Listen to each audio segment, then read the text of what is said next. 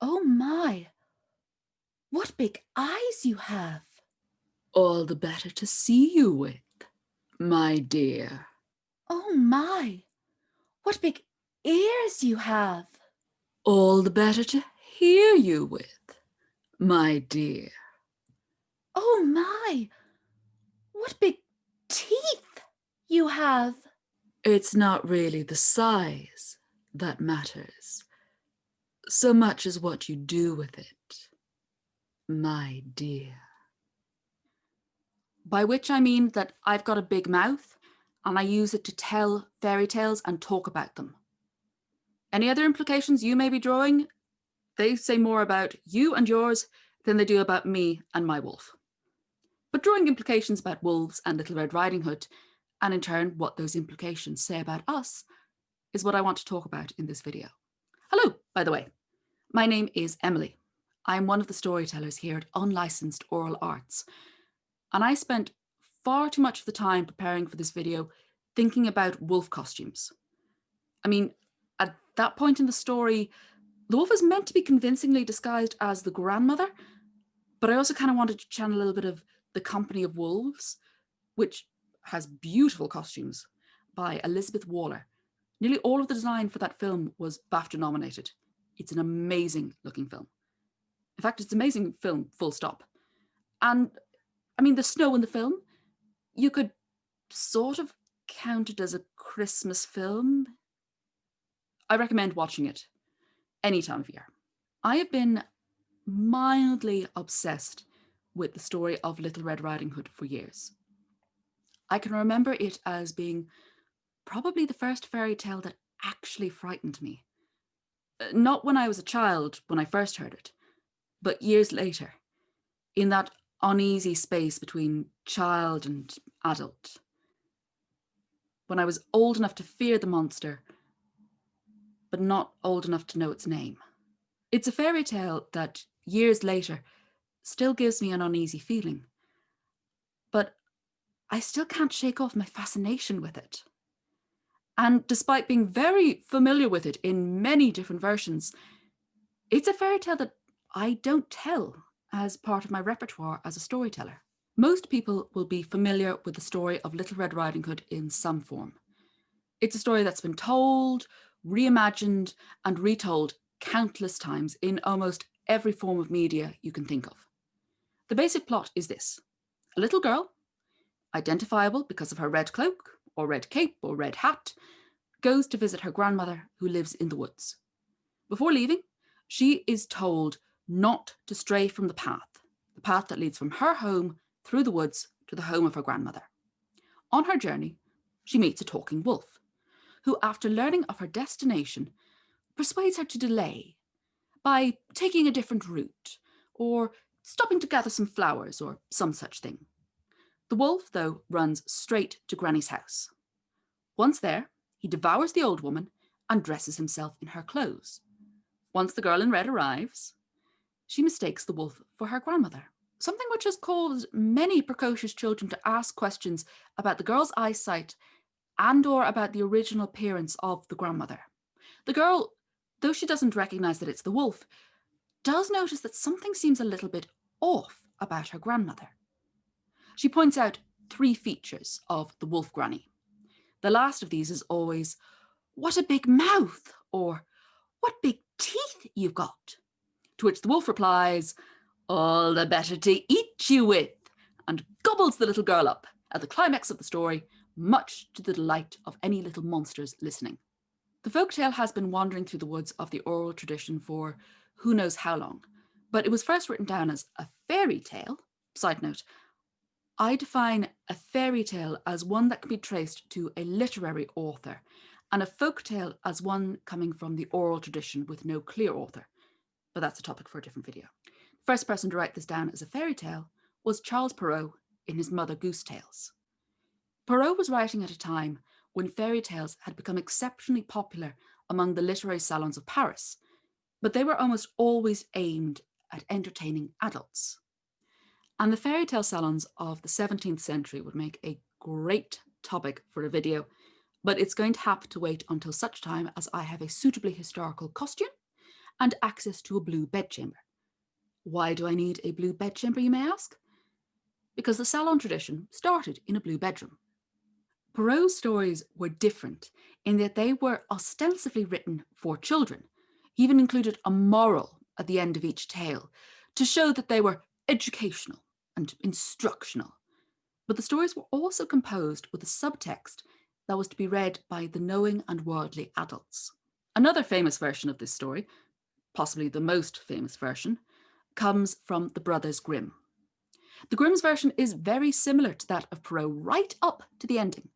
Whereas in Perrault, the girl dies as a result of being eaten, the Grimms provide her with a miraculous rescue, which comes in the shape of a passing woodcutter. He stumbles into Granny's cottage, where he finds the sleeping wolf, slits open his belly, pulls out Granny and the little girl, because the wolf apparently didn't chew his food and they'd been swallowed whole. And while the wolf is still asleep, they fill his belly with stones, sew him up, and the wolf then later drowns. It is a suitably grim ending for the wolf. See what I did there? Grim? Grim? Yeah. I'm not good at making jokes. Despite the changes to the ending, the message of both versions of Little Red Riding Hood or Little Red Cap is the same. And I know you've been waiting for it, so yes. This is a fairy tale about sex. And if you have any doubt, here's Perrault's moral for you. Young children, as this tale will show, and mainly pretty girls with charm, do wrong and often come to harm in letting those they do not know stay talking with them when they meet. And if they don't do as they ought, it's no surprise that some are caught by wolves who take them off to eat. I call them wolves, but you will find that these are not always of the savage kind. No howling, raving, or raging. Their manners seem instead engaging. They're softly spoken and discreet. Young ladies, whom they talk to on the street, they follow to their homes, through the hall, up the stairs, into their rooms. When they're there, well, they're not as friendly as they might appear. These are the most dangerous wolves of all. Of course, he wrote it in French. That's the translation by Christopher Bates, and this edition is published by Oxford Press 2009.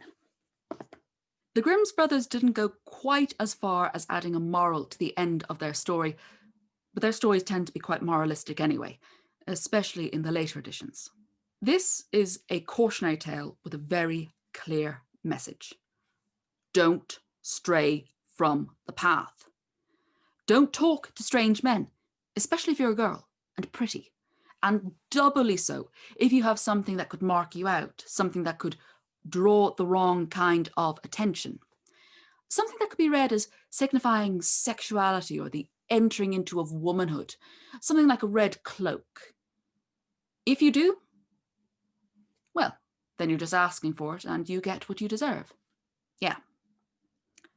This isn't just a fairy tale about sex.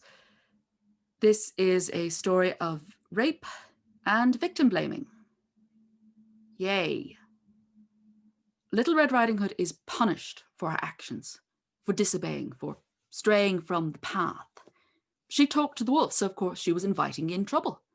I might add, though, this story is in a collection where if you meet a mysterious stranger and you aren't nice and polite and you don't talk to them, well, then you're quite likely to be cursed and end up with toads and slugs falling out of your mouth every time you try to speak. Of course, that's only if you're a woman. Women just can't win in this forest. Even in Grimm's version, where Little Red is saved, it's only after she's been judged, sentenced, and suffered that she's saved. And she's saved by another male figure. What happens to her body? It literally depends on the whims of whatever male happens to be walking by. This is not true, though, of all versions of the fairy tale. There is another one, known as The Story of a Grandmother. And I first came across it in this, the classic fairy tales, edited by Maria Tartar, a Norton Critical Edition. No, this video isn't sponsored, I've got a lot of books on fairy tales. The Story of a Grandmother was published after Perrault and the Grimm brothers, but it could be an older version of the story. Hard to tell. You can't really date things that come from an oral tradition. The version of the story, though, is definitely more adult. When the wolf arrives at Granny's house, he kills her, partially eats her, then bottles her remaining blood as wine. He slices her flesh, salts it, and turns her guts into sausages. This food is then served to Little Red on her arrival. After the cannibalistic meal, and a cat calling her a slut, she performs what is essentially a striptease for the wolf, removing each garment and asking, "What'll I do with this?" before tossing it into the fire. Once naked, she gets into bed with the wolf, and we have the, "Oh my, what big blank" conversation. Red, though, knows that this is a wolf, and before she can be devoured, she excuses herself for a call of nature.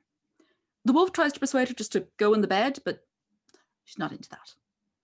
In an attempt to stop her running away, the wolf ties a string to her, but once she's outside, she strips off the string, ties it to a goat, and runs away. I can only assume that the wolf then eats the goat. This version is very different to the two canonical ones previously discussed. Red has agency in this one. She's far less naive, far smarter, more cunning. Here, rather than an easy victim, she is a match for the wolf.